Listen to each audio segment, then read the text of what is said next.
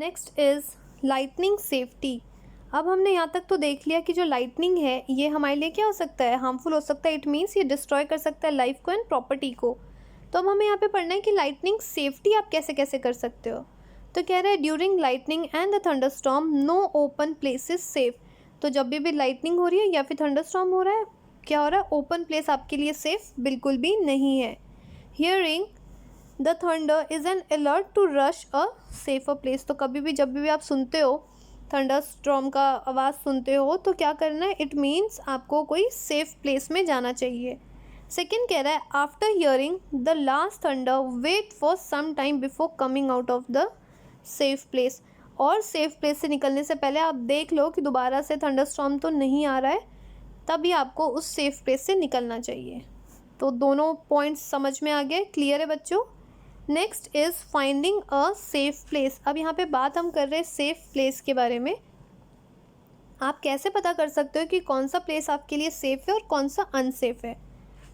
तो बता रहा है अ हाउस और a building is a safe place. या तो कोई घर हो गया या तो कोई बिल्डिंग हो गया, ये सब क्या हो गया आपके लिए सेफ प्लेस है। If you are travelling by a car और by a bus you are safe inside with a window and doors of the vehicle shut. अगर आप ट्रैवल कर रहे हो किससे, कार से या फिर बस से ट्रैवल कर रहे हो, तो आपको ध्यान रखना है जो विंडो है या फिर जो डोर है वो बंद होना चाहिए, तब वो सेफ़ है। Next is do and do not during a thunderstorm. Thunderstorm में क्या करना चाहिए और क्या नहीं करना चाहिए। तो आउटसाइड के बारे में बोल रहा है, जब आप बाहर हो। कह रहा है ओपन व्हीकल जैसे लाइक मोटरसाइकिल या फिर ट्रैक्टर या फिर construction machinery, open cars are not safe. Means जहाँ पे भी जो भी व्हीकल क्या हो गया ओपन है, ये सब आपके लिए सेफ़ नहीं है। ओपन फील्ड या फिर tall trees, shelter in a park या फिर elevated places do not protect us from a lightning stroke. तो या तो ट्रीज़ हो गया या फिर एलिवेटेड प्लेसेस हो गई, ये सारी चीज़ें हमें लाइटनिंग स्ट्रोक से नहीं बचा रही है। कह रहे carrying an umbrella is not at all good idea during a thunderstorm. अगर बहुत लोग सोचते हैं कि थंडरस्टॉर्म के टाइम पे अगर हम अम्ब्रेला लेके चल रहे और हम सेफ़ है तो ये गुड आइडिया नहीं है। If in a forest take a shelter under a shorter trees. अगर आप फॉरेस्ट एरिया में हो या फिर डेंस एरिया में हो जहाँ पे काफ़ी ज़्यादा ट्रीज़ वगैरह है, तो आपको शेल्टर कहाँ लेना है, under a shorter trees. If no shelter is available and you are in a open field stay far away from all the trees. अगर आप ओपन एरिया में हो, कोई शेल्टर नहीं है, तो आपको ध्यान रखना है कि जितने भी जो ट्रीज़ वगैरह है, खासकर टॉल ट्रीज़, उससे क्या है आपको दूर रहना है। Stay away from the poles और द अदर मेटल ऑब्जेक्ट। और जो इलेक्ट्रिकल पोल्स वगैरह देखते हो, ये जो बड़े बड़े पोल्स होते हैं रोड्स पे रहते हैं या साइड में या फुटपाथ के साइड में, तो आपको उनसे भी दूर रहना और खासकर जितने भी मेटल ऑब्जेक्ट्स हैं उससे आपको दूरी बना के रखनी है। Do not lie on a ground, ground पे नहीं लेटना है। Instead squat low on the ground. कैसे रहना है, स्क्वाट लो करके आप बैठ जाइए ग्राउंड में। Place your hand on your knees with your head between the hands, जैसे यहाँ पे फिगर दिखा रखा है 15.6 में। This position will make you the smallest target to be struck. तो ये पोजिशन क्या आपको एक तरफ से कर रहा है, हेल्प कर रहा है सो डैट टारगेट के लिए मिनिमाइज हो सके। इट मीन्स कि ये पोजिशन क्या हो गया, हेल्प कर रहा है the smallest target to be struck by the lightning या फिर thunderstorm. This is clear. Next is, ये तो हो गया जब आप आउटसाइड हो। Next is inside the house क्या करना चाहिए। Lightning can strike the telephone cord या फिर electric wire and a metal pipe. Do you remember the lightning is an electrical discharge. तो कह रहा है लाइटनिंग क्या किसको किसको स्ट्राइक कर सकती है, टेलीफोन कॉर्ड को भी स्ट्राइक कर सकती है या फिर इलेक्ट्रिक वायर को या फिर मेटल पाइप्स को भी। क्यों, क्योंकि अभी हमने लास्ट स्लाइड में पढ़ा था जो लाइटनिंग है ये क्या है, इलेक्ट्रिकल डिस्चार्ज है। During the thunderstorm contact with this should be avoided. तो हमें इन सब चीज़ों को अवॉइड करना चाहिए कि आप कॉन्टैक्ट कम से कम करो। It is safer to use a mobile phone. आप मोबाइल फ़ोन यूज़ कर लीजिए, ये सेफ़र है, बट नॉट टेलीफोन कॉर्ड्स वगैरह से। एंड कॉर्डलेस फ़ोन, या फिर अगर कोई फ़ोन है जो कॉर्डलेस हो। However, it is not wise to call up a person who is receiving your phone through a wired phone. ये तो ध्यान रखना है कि जो आप कॉल कर रहे हो वो वायरलेस हो या फिर कॉर्डलेस हो, पर आपको ये भी ध्यान रखना है जिसका फ़ोन कर रहे हो वो कैसा फ़ोन यूज़ कर रहा है, वो भी क्या होना चाहिए, वायरलेस फ़ोन होना चाहिए, जो रिसीव कर रहा है वो ऐसा कोई प्रॉब्लम नहीं होना चाहिए। Bathing should be avoided during a thunderstorm, किस चीज़ के लिए, to avoid a contact with the running water. और कह रहे हैं इवन नहाना, बाथिंग को भी आपको अवॉइड करना है कम, थंडरस्टॉर्म के टाइम पे, क्योंकि वाटर के, रनिंग वाटर के कॉन्टैक्ट में ना आए। Electrical appliances like computer, TVs etcetera should be unplugged, जितने भी इलेक्ट्रिकल अप्लाइंसेज हैं इनको क्या कर देना चाहिए, अनप्लग कर देना चाहिए। Electrical lights can remain on, जो इलेक्ट्रिक लाइट है आप उनको ऑन कर सकते हो, बट जैसे बड़े बड़े अप्लाइंसेज हो गए उनको आप ऑफ कर दीजिए, अनप्लग कर दीजिए। They do not cause any harm, अगर आप लाइट जला रहे हो तो उसमें कोई हार्म नहीं है। Next is lightning conductors. अब हमें देखना है बच्चों, ये जो लाइटनिंग कंडक्टर्स है ये क्या है। Lightning conductor is a device use to protect building from the effect of lightning. तो लाइटनिंग कंडक्टर आपसे अगर एग्जाम में पूछेगा तो आप क्या बोलोगे, it is a device which is use for protecting the building from the effect of lightning. इट मीन्स ये ऐसा डिवाइस है आपके बिल्डिंग को प्रोटेक्ट कर रहा है, किससे, from the lightning. A metallic rod, या फिर क्या बोल रहा है, a taller than a building is installed on a wall of the building during its construction. जब बिल्डिंग में कंस्ट्रक्शन चलता रहता है तभी क्या होता है, एक मेटालिक रॉड जैसे आपको यहाँ दिख रहा है, ये कहाँ लगा देते हैं, बिल्डिंग पे, कब, कंस्ट्रक्शन के टाइम पे। One end of the rod is kept out of the air and the other is buried deep to the ground. एक पार्ट क्या हो गया इसका, एयर में है, और दूसरा पार्ट कहाँ हो गया, बरीड कहाँ है, ये देखिए डॉटेड लाइन से आपको दिख रहा है, deep under the ground. The metal column use during the construction, ये मेटल कॉलम हम यूज़ करते हैं during the construction. Electric wires and the water pipes in the buildings also protect us some to the extent। तो ये सारी चीज़ें भी, या तो इलेक्ट्रिक वायर्स हो गया और क्या हो गया, वाटर पाइप्स जो बिल्डिंग्स में, ये भी आपको प्रोटेक्ट कर रहा है to a some extent, but do not touch them during a thunderstorm. लेकिन इससे क्या करना चाहिए, थंडरस्टॉर्म के टाइम पे हमें टच नहीं करना चाहिए। तो समझ में आ गया ये लाइटनिंग कंडक्टर क्या है। तो डेफिनेशन आएगा तो आप बता देंगे किस चीज़ के लिए हेल्प कर रहा है, सो डैट बिल्डिंग को आप प्रोटेक्ट कर सको, किससे, फ्रॉम लाइटनिंग से। और ये कैसा डिवाइस है, एक ये मेटालिक रॉड है, कहाँ लगाते हैं, बिल्डिंग के ऊपर, एक पार्ट इसका एयर में रहता है और सेकेंड पार्ट कहाँ होता है, बरीड टू द ग्राउंड। तो आप इतना बता सकते हैं, बहुत ईजी है। नेक्स्ट हमें पढ़ना है अर्थक्वेक के बारे में। ये क्या है, ये बहुत कॉमन है, कह रहा है you just have learned about the thunderstorm and the lightning. अभी हमने किसके बारे में पढ़ा है, थंडरस्टॉर्म के बारे में पढ़ा है और लाइटनिंग के बारे में पढ़ा है। In class 7 you have learned about the cyclone, even हमने साइक्लोन के भी बारे में पढ़ा था। These natural phenomena can cause a large scale destruction of the human life and property. तो ये सारी चीज़ें जो हम पढ़ रहे हैं, ये सारी चीज़ें क्या कर रही है, अगर डिस्ट्रक्शन पे आ जाए तो वो ह्यूमन लाइफ एंड प्रॉपर्टी को बहुत लार्ज स्केल में डैमेज कर रहा है।